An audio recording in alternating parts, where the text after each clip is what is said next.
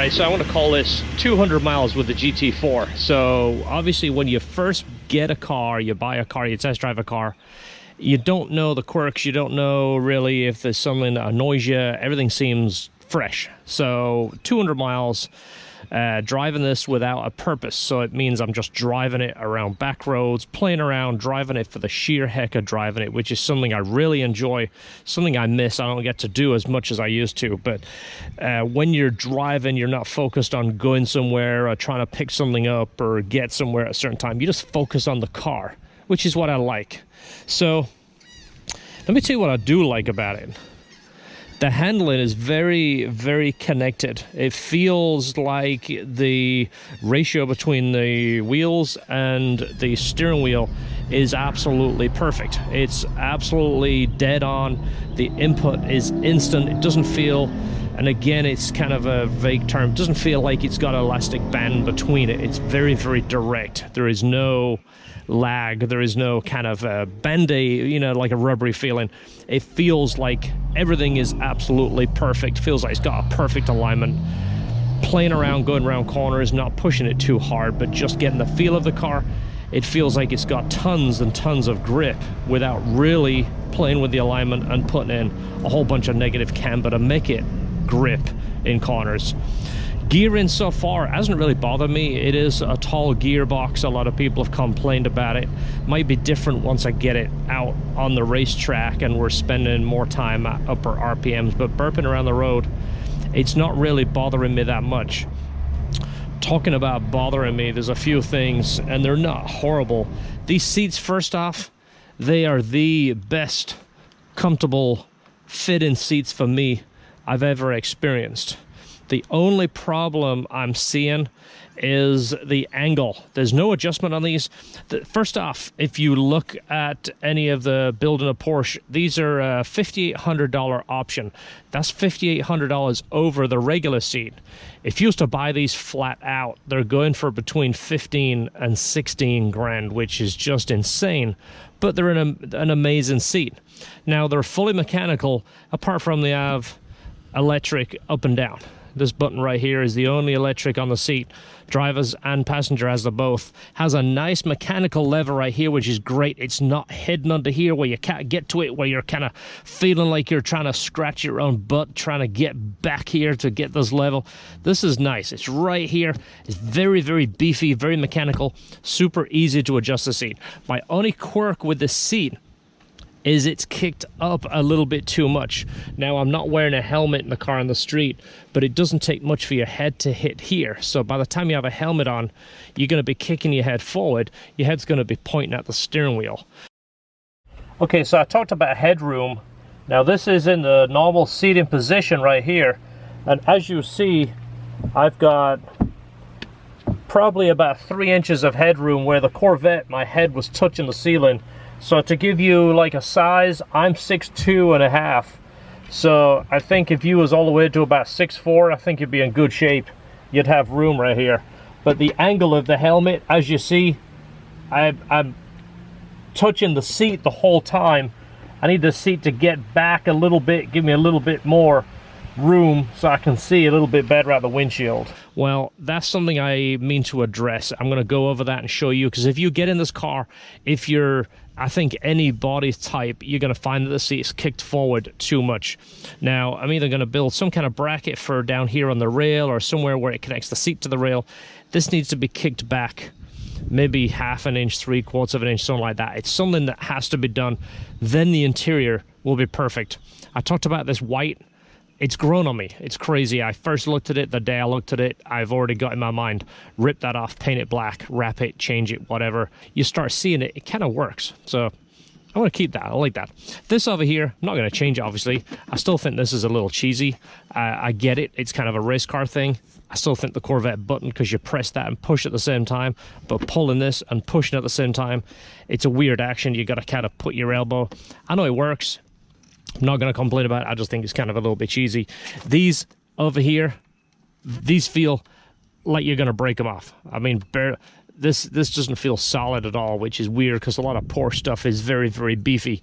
This just feels like you're going to break it. You got to kind of gingerly touch this. Meanwhile, the shifter feels like you need to be a workout guy to shift it compared to like an S2000. An S2000, you can do it with your 2 fingers. This, especially for reverse, you have to put this over quite a ways. There's a big, obviously, detent spring in there. So to go from a very beefy shifter to very, very bendy knobs here, it's just kind of weird. But again, it's just something to get used to. I'm just pointing it out because I'm coming from a Corvette, coming from an S2000, coming from a Colorado. I bounce between the 3. This is just what I see. Steering wheel, absolutely love the steering wheel. I love that there's no junk on the wheel. I'm old school. I never had stuff on the wheel. Every time I need to adjust the radio, I reach over, it's right there. I was never the guy with the remote control for the stereo because it's too far to reach. I don't need anything on the wheel, so I like it. It's plain, it's a steering wheel, that's all it needs to do. It's telescopic and tilt. You can put this wheel exactly where you want it. Perfect interior. I don't see anything I would change on the interior at all. The screen on the right, there is a lot of things that you can scroll through, a lot of information that you can put on there. Dead center is the tack with the shift and the speed. This over here, the speedo, it's so kind of like tiny and the numbers are so far apart. All you know is you're doing less than 100. It's kind of as a glance, you don't really see what you're doing. The tack is nicely laid out, very, very clear. And between the tack and the shift and the speed, that's all you need. That main dial, obviously they're focusing, that main dial does everything that you need it to do. So one of the very first things I need to do is address those seats. I disliked these silver wheels as soon as I looked at it. It's not that I'm starting to like them, but they're starting to grow on me. I still think they need to go. These caps are available from Porsche and they're not expensive. You can get silver, black, and I think it's called satin platinum, which is kind of like the gunmetal, which I kind of like, but I'm not going to match that color. I'm not going to try and get it to that color.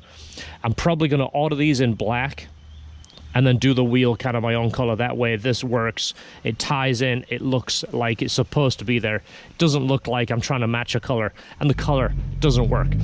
Brakes feel spectacular. Like I mentioned, grip is great.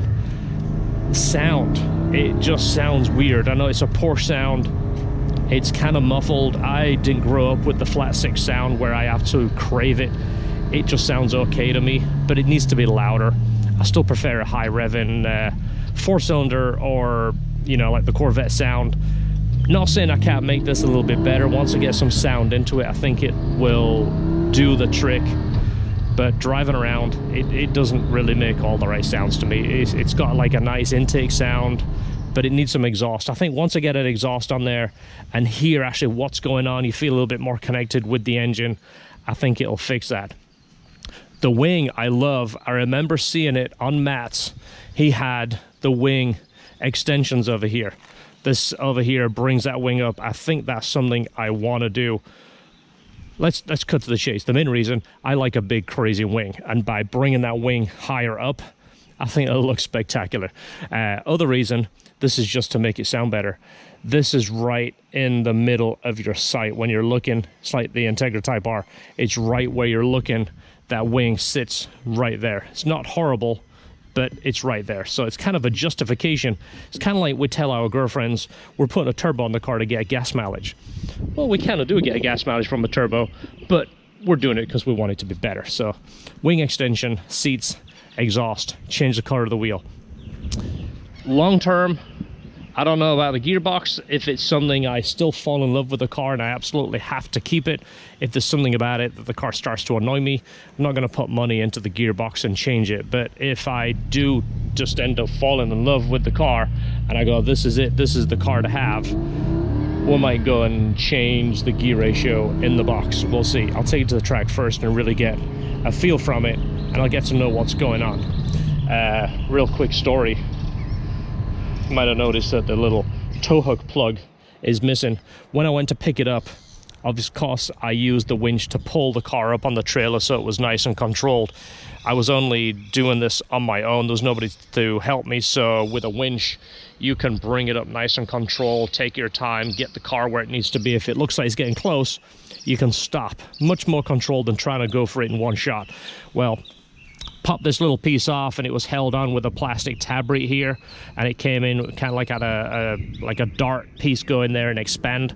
I couldn't get it out without thinking I would break it, so I'm thinking, okay, I'll leave it dangling there, it'll be completely fine. Checked on my video 2 or 3 times, somewhere between the last rest stop and here, which is the big monster storm I went through, lost this cap, which sucked. So no cap. I ordered it from Porsche. It's pretty cheap. It's 20 bucks, but of course I got to take it to Superior to get it painted. So if you're asking why do I have a big giant hole in the bumper, that is the reason. So aesthetically, window tint, light window tint. I don't like crazy black window tint, but I do like dark tint, especially on a white car. I mean, look at that. Imagine the darker wheels, the window tint. I kind of like the idea of doing the door handles and the mirrors gloss black. I like the way it looked on my white Z06. I liked it on the carbon. I don't know. I also kind of like the look of this scoop, possibly in black. Now this scoop is actually pretty inexpensive. It comes off. I don't know if it's screwed on there or clipped. I can look into that. These come color matched from Porsche from what I've seen, and it's fairly inexpensive to take this off and put a black one on there. I don't know. Thinking about that. Let me know what you think. Do you think a black scoop there would look good? It would kind of break it up. You got, you know, the black on the headlights and the front and back bumper. That scoop in black, I think would look pretty nice. So that's my quick review of 200 miles on the GT4. So far, I'm not going to lie to you and say I love it, because I'm still kind of getting to know it. It's different from anything else I've had. It's kind of a cross between an S2000 and a Corvette Z06, but it's different all at the same time. It's definitely better than the old Porsches. I was never a Porsche fan because driving the old ones, they just never connected to me. I never liked the VDO gauges. I never liked them, how they kind of flicked around. They wasn't connected with the engine, if you know what I mean. You burp the gas and then kind of flick up and kind of bounce around, and they're just somewhere in between. I just hated that. Might have been a Porsche thing. I didn't like it. It just once things started to get on my nerves, I couldn't get over it. I couldn't like the car. Plus I thought the 911s all looked exactly the same. That straight up and down, and the back sloped off. I know it's an iconic 911 look. It never appealed to me. This to me has a bit more of a balanced look. I think it's proportioned very well. Of course it's mid-engine, but there isn't a ton of car sticking out over the back wheel. It kind of balances to the front. I kind of like that. It looks balanced, if that makes sense. I like it. I liked it when I first saw Jeff's. He bought his in 2017. His is the Cayman 718. His is a Cayman S, but it's essentially the same body style, same dimensions. I kept telling Jeff he needs a wing. Now I see this and he sees this. He's probably going to order a wing because he wants a wing too. He's just probably like everybody's on the fence. Which wing does he buy? So that's it. There's a quick review. Thanks for watching. See you on the next video. Don't forget, enjoy your cars and drive your cars.